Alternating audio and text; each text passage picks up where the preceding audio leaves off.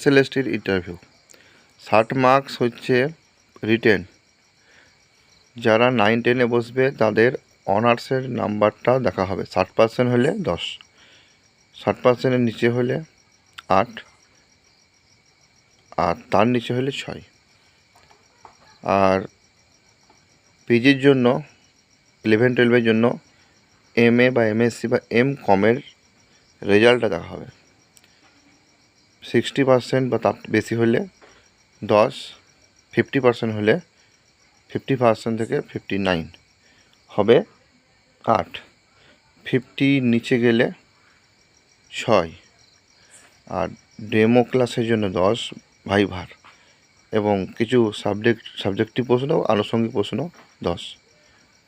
আর চাকরি হারাদের জন্য 10 নম্বর ফ্রি, ওটা আলাদা।